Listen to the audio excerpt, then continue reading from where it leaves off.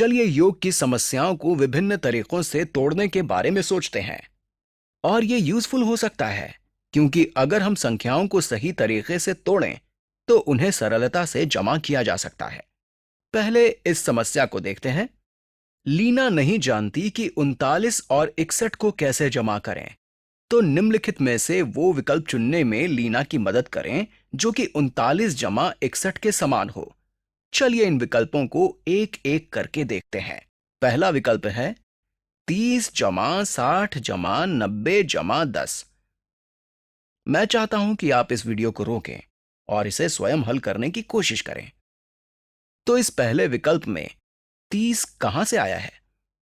30 का मतलब है 3 दहाई और हमारे पास 39 में 3 दहाइयां हैं क्योंकि 3 यहां दहाई के स्थान पर है। तो ये 3 दहाइयां यह 30 को दर्शा रहा है। इसके बाद हमारे पास है 60। ये 60 कहां से आया? 61 में 6 दहाई के स्थान पर है। जो 6 दहाइयां यह 60 को दर्शा रहा है। अगली संख्या है 90। अब हम देखेंगे कि ये कहां से आया। यहां 90 तो कहीं नहीं दिख रहा। मेरे पास 9 यहां जरूर है, लेकिन ये 9 इकाई के स्थान पर है, ना कि दहाई के स्थान पर। इसलिए ये 9 को दर्शा रहा है, ना कि 90 को। और यहां मेरे पास 1 है। तो मेरे पास यहां 10 भी निश्चित ही नहीं है। यह विकल्प सही होता अगर यहां 90 की जगह 9 और 10 की जगह 1 होता, क्योंकि यहां 1 इकाई के स्थान पर है। लेकिन ऐसा नहीं है। इस विकल्प में 30 जमा 60 जमा 90 जमा 10 दिया गया है और इसलिए यह सही नहीं है। अगला विकल्प है 30 जमा 60 जमा 9 जमा 1। यह बिल्कुल सही है क्योंकि 30 जमा 9 हो जाएगा 39 और फिर यहां ये 60 जमा 1 हो जाएगा 61। तो ये दोनों समतुल्य हैं और संख्याओं को तोड़कर इस प्रकार जमा करना इसलिए यूजफुल होता है क्योंकि इससे आप मुंह जबानी कैलकुलेट कर सकते हैं।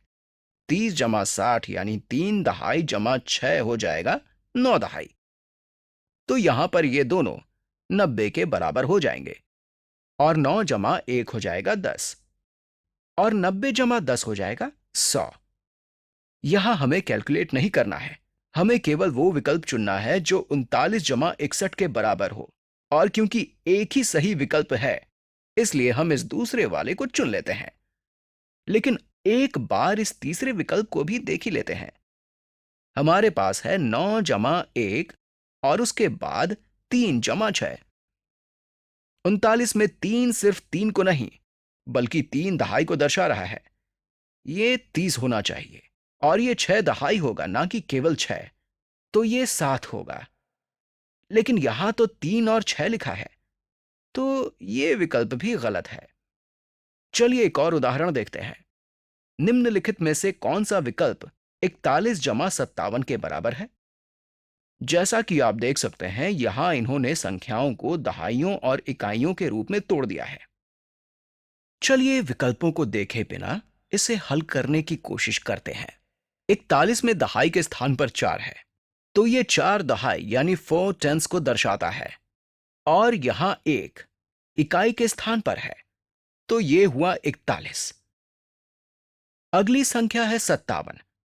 इसमें 5 दहाई के स्थान पर है, इसका मतलब है 5 दहाई और इकाई के स्थान पर 7 है, तो जमा 7 वंस।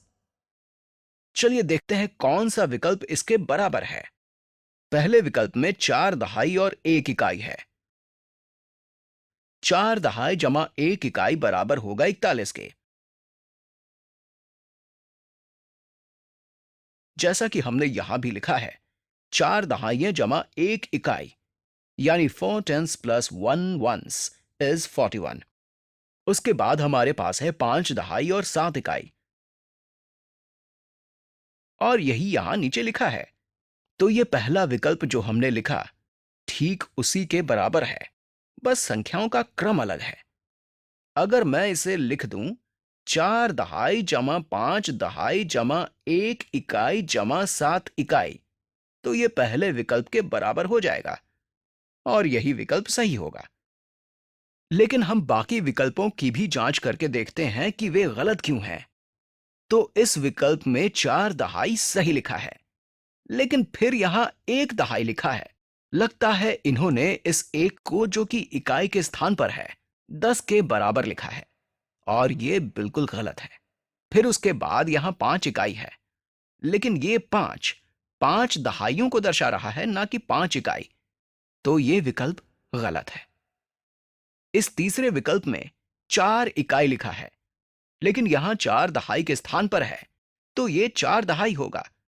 उसके बाद है 5 इकाई, लेकिन यहां 5 दहाई के स्थान पर है, तो यहां 5 दहाई होना चाहिए। ये दोनों दहाई होने चाहिए।